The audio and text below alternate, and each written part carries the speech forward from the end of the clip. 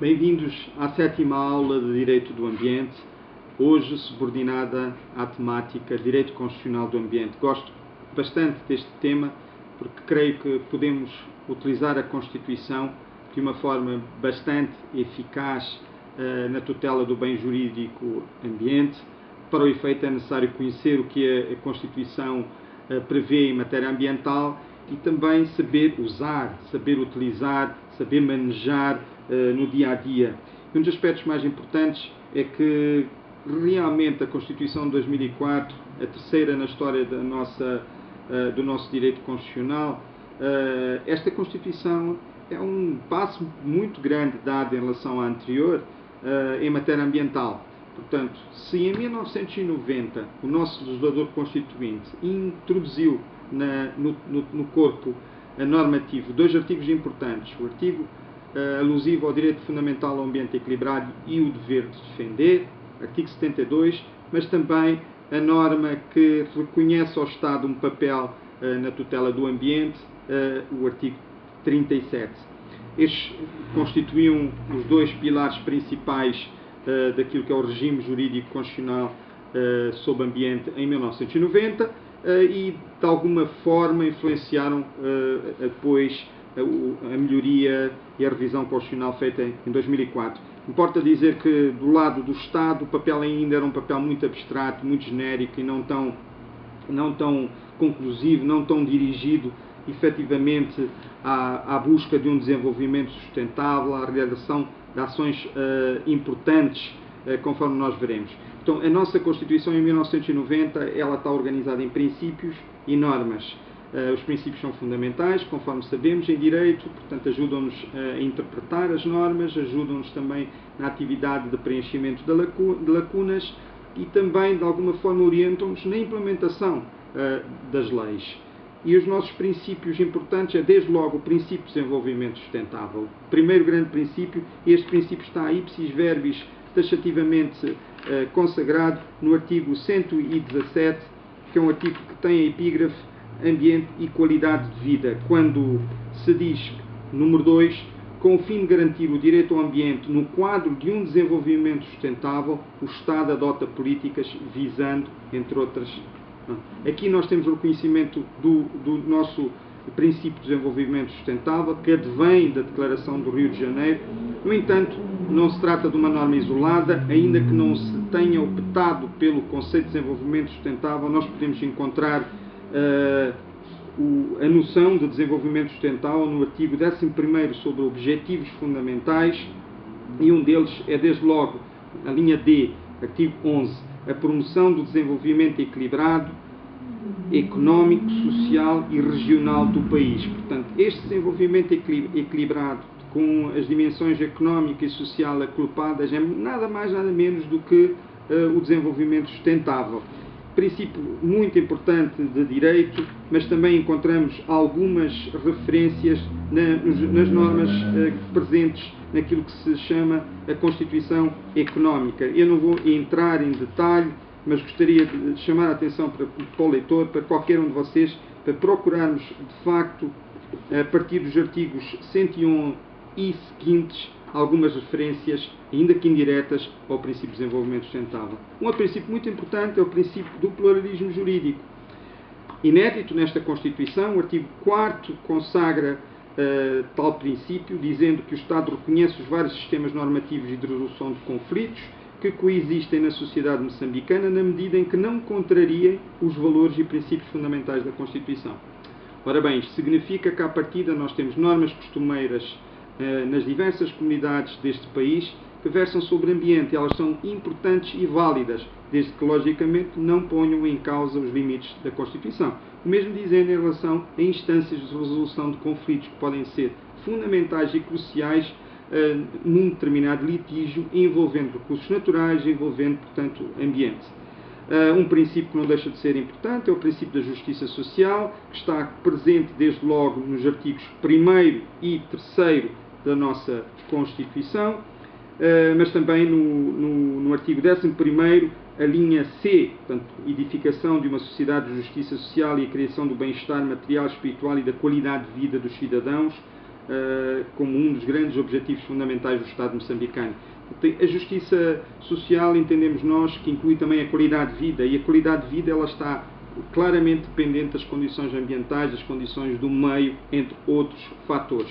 O quarto e último princípio que eu gostaria aqui de referir é o princípio da igualdade e da universalidade, ou da universalidade e igualdade. Portanto, todos os cidadãos são iguais perante a lei, iguais aos mesmos direitos, são sujeitos aos mesmos deveres, independente da cor, raça, sexo, origem étnica, lugar de nascimento, religião, grau de instrução, posição social, estado civil dos pais, profissão, opção política.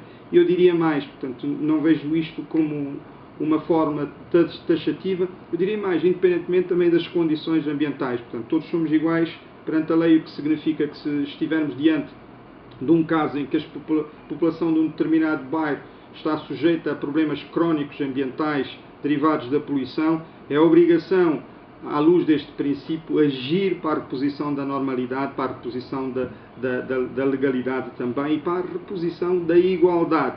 Portanto, tratar de forma desigual situações que são desiguais é uma das dimensões também do princípio da igualdade. Partindo para as normas, sem dúvidas, a primeira norma é, desde logo, a que reconhece o direito fundamental ao ambiente equilibrado. E nós encontramos o artigo 90, número 1. Isto significa, entre outras coisas, que todo o cidadão tem um direito ao ambiente equilibrado.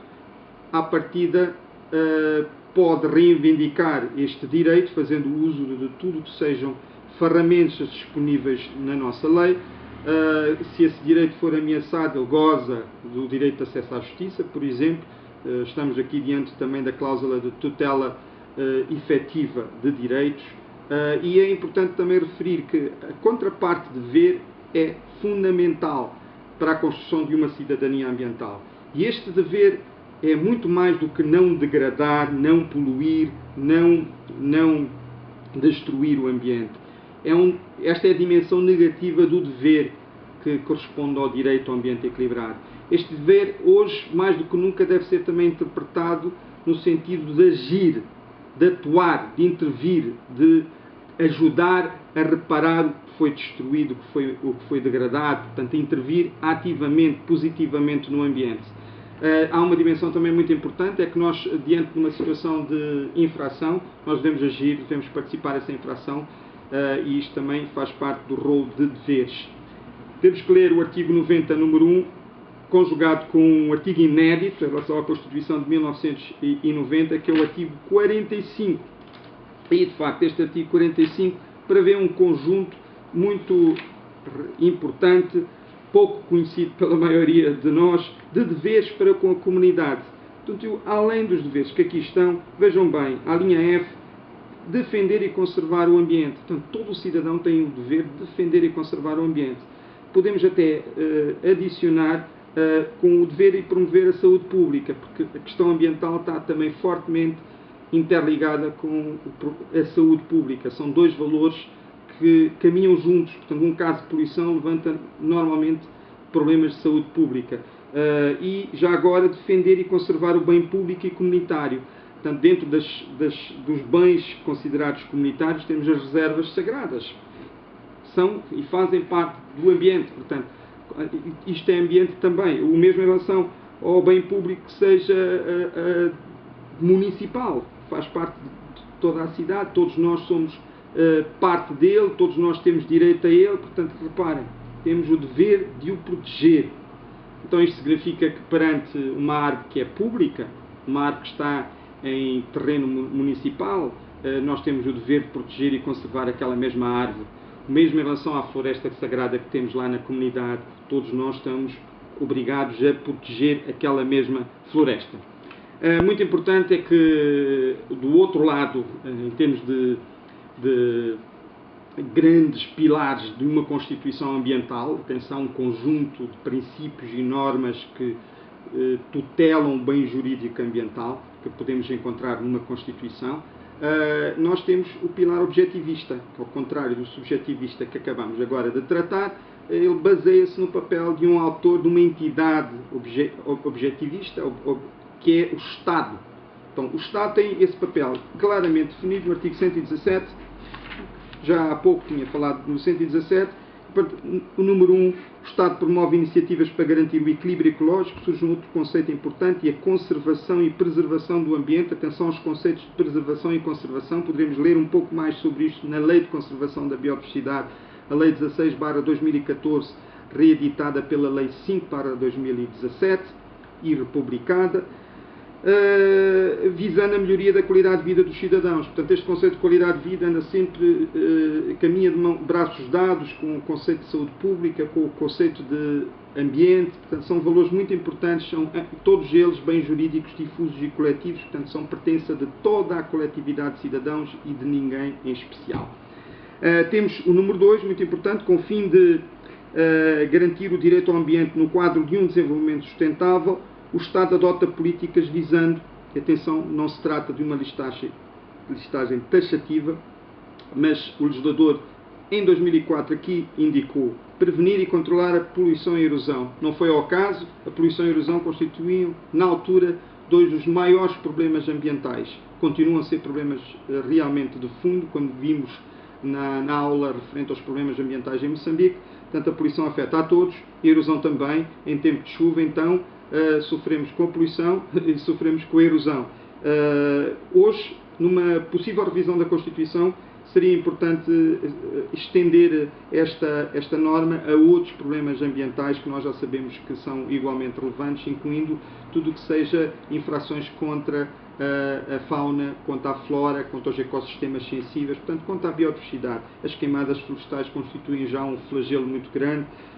Portanto, há aqui aspectos que poderiam ser enfatizados. Integrar os objetivos ambientais das políticas setoriais. Portanto, toda a política setorial deve conter aspectos e elementos ambientais. Promover a integração dos valores do ambiente nas políticas e programas educacionais. Basicamente, promover a educação ambiental. Para tal, a todos os níveis, tanto do Sistema Nacional de Ensino, mas também naquilo que é a educação não formal, incluir conteúdos ambientais. Portanto, é vital para nós termos uma mudança na mentalidade de uma geração. Garantir o aproveitamento racional dos recursos naturais com salvaguarda da sua capacidade de renovação, da estabilidade ecológica e dos direitos das gerações vindouras. Basicamente, estamos aqui diante de um desenvolvimento, de um corolário do princípio do desenvolvimento sustentável, mas a Constituição determina que todo e qualquer uso e aproveitamento deva ser feito em moldes racionais, equilibrados, sustentáveis. E, finalmente, promover o ordenamento do território com vista a uma correta localização das atividades e a um desenvolvimento socioeconómico equilibrado. Bem, em primeiro lugar, novidade, portanto, o conceito de ordenamento passa a ser um conceito constitucional.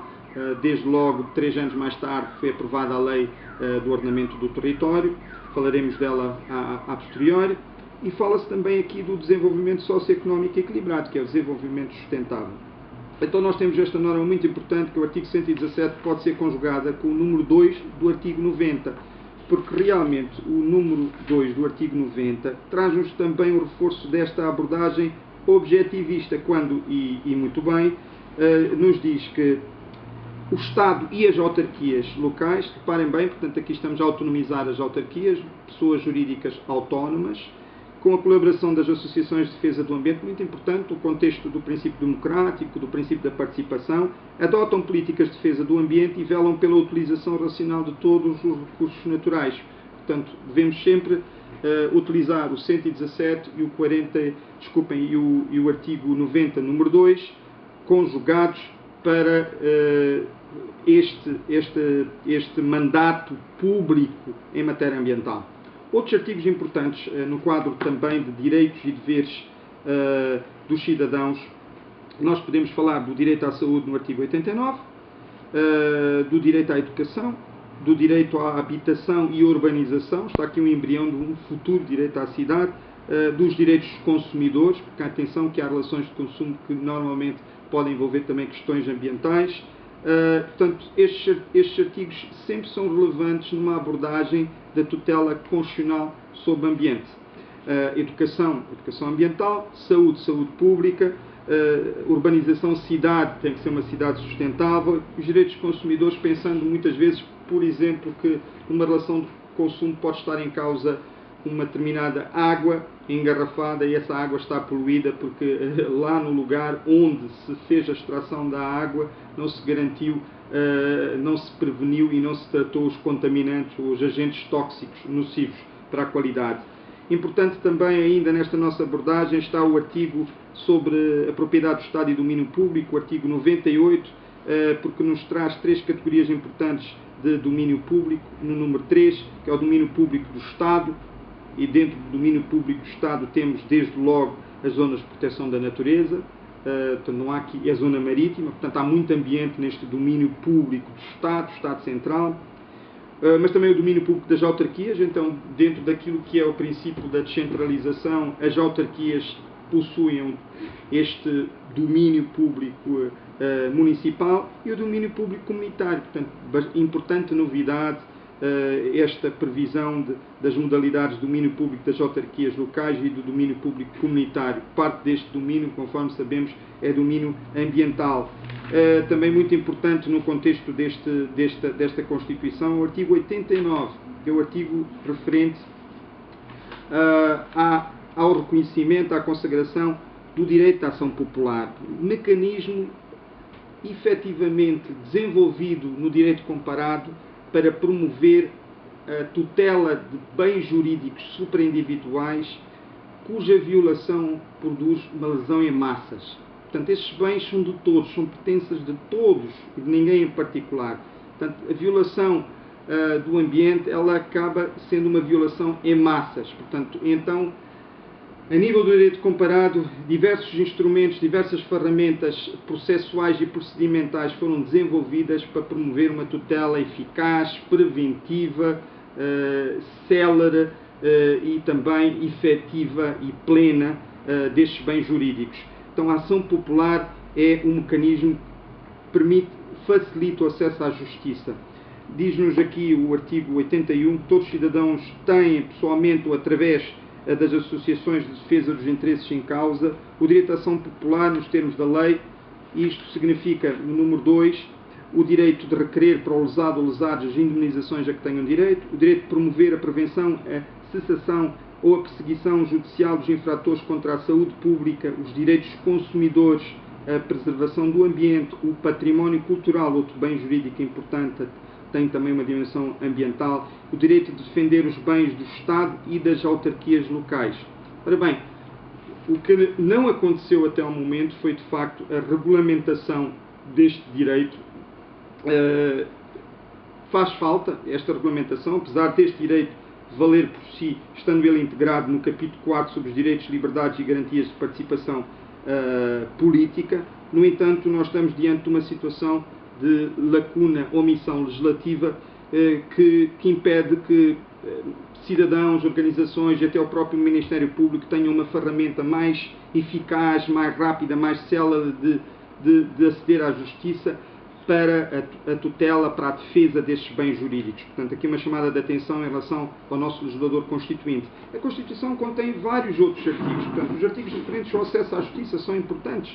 Os artigos que dizem respeito ao direito de petição, queixa e reclamação e direito de resistência também, para promover esta defesa, esta tutela.